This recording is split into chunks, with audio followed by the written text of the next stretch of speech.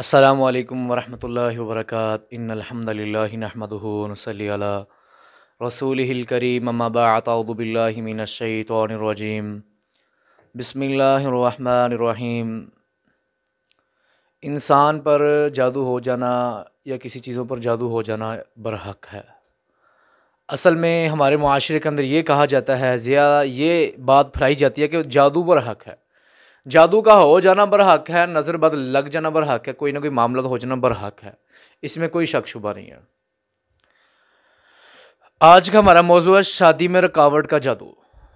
शादी इंसान की बहुत ज़रूरी होती है इंसानियत के नाते के साथ। औरत हो या मर्द, इसे ज़रूरत है इन चीज़ों की। अल्लाह के नबी ने हलाल जो तरीका बताया इस शरीयत इस्लामी ने, वो निकाह है। निकाह में रुकावट कैसे बनती है, शादी में रुकावट कैसे बनती है और क्या क्या मामला तो होते हैं, इसके मुकम्मल इंशाल्लाह आपको तफसील, अलामात और इलाज बताएंगे आज का। अल्लाह के नबी हज़रत मोहम्मद रसूलुल्लाह सल्लल्लाहु अलैहि वसल्लम ने पहले फरमाया कि कामों में जल्दी करो, 3 कामों में, इनमें से एक काम है निकाह का काम जल्दी करें। और हमारे मुआशरे के अंदर ज़्यादा से ज़्यादा ये कहा जाता है बच्चा अभी जवान होगा, पढ़ेगा, कुछ मामला करेगा, पाँव पे खड़ा होगा तो शादी करेंगे। जब वो इस मामला को देखते देखते देखते इसकी उम्र तकरीबन 35 से ऊपर चली जाती, फिर कहते हैं लड़की या लड़का जैसा भी कोई मिल जाए रिश्ता। इनके दरमियान कोई मामला ऐसे होते हैं जो शादी में रुकावट डालते हैं, बंदिश डालते हैं। जब इंसान की अपनी नीयत होती है लेकिन काम नहीं करना चाहता, पहले तो नीयत ख़राब होती है, ये 35 साल का हो गया, फिर 40 साल का हो गया। अगर कुछ मामला ऐसे भी हैं जल्द भी चाहते हैं तो फिर वो रुकावट और बंदिश कैसे होती है। कुछ औरतें या मर्द इस माशरे के अंदर, कुछ लड़के या लड़कियाँ चाहती हैं कि मैं अपनी पसंद की शादी करवाऊँ,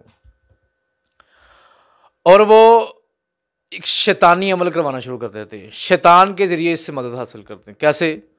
वो खबीस जादूगरों के पास जाते हैं, शैतानों के पास जाते हैं, और शैतान जो जादूगर वो क्या कहता है, औरत ही या मर्द है, उसका कपड़ा लेके आओ पसीने वाला, या नाखून लेके आओ, या सर के बाल लेके आओ, या पाँव की मट्टी लेके आओ, कोई ना कोई जिस्म का अज़ा उसका लेके आओ, फिर जादू करूँगा, फिर वो तेरे हाथ में आ जाएगी।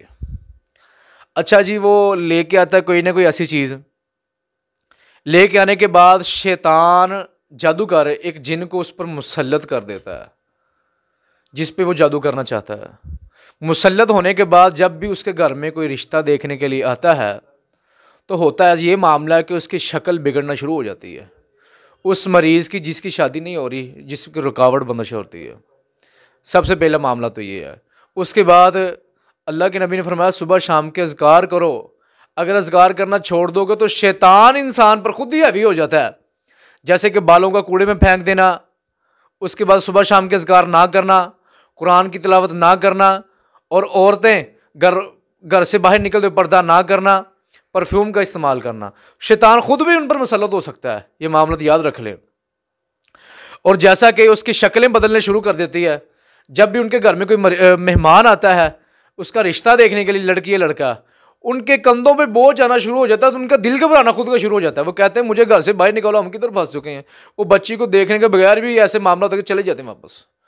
ये है असल में शैतान का प्लान, ये है शैतानी प्लानिंग। असल में वो ये काम करता है।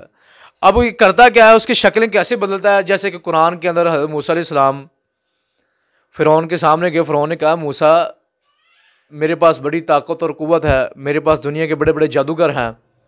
और जादूगरों ने रस्सियाँ फेंकी और सांप बन के चलना शुरू हो गया। असल में है तो वो रस्सियाँ थी, असल में तो वो रस्सियाँ थी, लेकिन नज़रों पर जादू कर दिया गया था। तो अल्लाह के नबी हज़रत मूसा अलैहिस्सलाम देखा तो थोड़ा सा घबरा गए।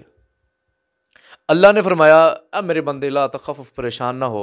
सूरत यूनुस आयात नंबर 80 से लेकर 86 तक इसकी तफसील मौजूद है।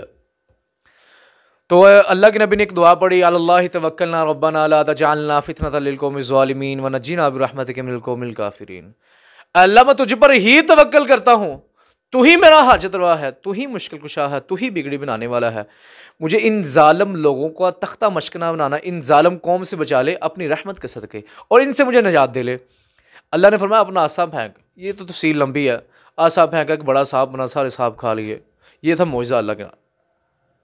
अब वो ऐसे शैतान शक्लें वो उसकी बदल देता है, ऐसा प्लान करता है, और वो उसका रिश्ता ही नहीं होने देता। वो देखते जाएंगे, उम्रें गुजरती जाती हैं, फिर बड़े मामला ख़राब होते हैं। तो इसका अब इलाज कैसे करना है? जादूगरों के पास नहीं जाना, हमने काले इल्म वालों के पास नहीं जाना, शैतानों के पास नहीं जाना, वो जो कि ये कर लो, मंत्र कर लो, शंत्र करो, काला इल्म काले से ख़त्म होता है, ये होगा वो, ये सारा ड्रामाबाजी, टोटली ड्रामाबाजी है।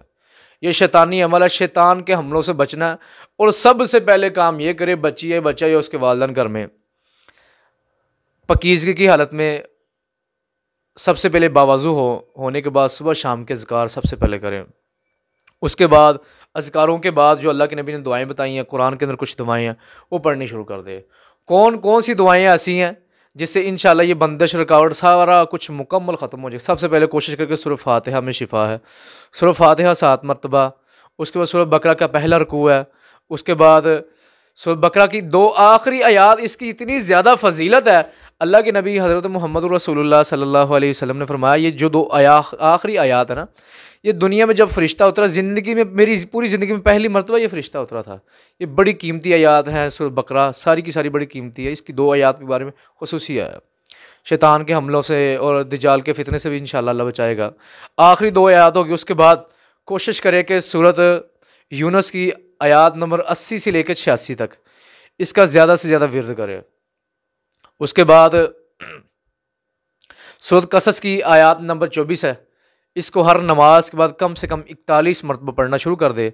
उसके बाद आखिरी 3 कुल्ला, ये हर नमाज के बाद 11 मरतबा, ये सुबह शाम कम से कम 21 मरतबा पढ़े। तो इंशाअल्लाह अल्लाह तबारक व तआला इंशाअल्लाह इस घटिया जादू का इंशाअल्लाह बेड़ा गर्क कर देगा। इंशाअल्लाह शादी में जो भी रुकावट बंदिश जो भी होगी, तो इंशाअल्लाह अल्लाह की तौफीक के साथ सारे मामला अल्लाह ताला हल कर देगा। हमने इलाज करना है तो कुरान से करना, घर बैठ के करें, कोशिश करें, तो इंशाअल्लाह कुरान की ज़्यादा से ज़्यादा तिलावत करने से ये मसला हल हो जाएगा। बच्चियाँ तो साथ में सूरह रहमान पढ़नी भी शुरू कर दे इंशाअल्लाह। अल्लाह ताला हमारा हामी नसर हो। अल्लाह ताला हमें सही मानों में कुरान और हदीस की खिदमत करने की और चलने की तौफीक अता फरमाए। अस्सलामु अलैकुम व रहमतुल्लाहि व बरकातहू।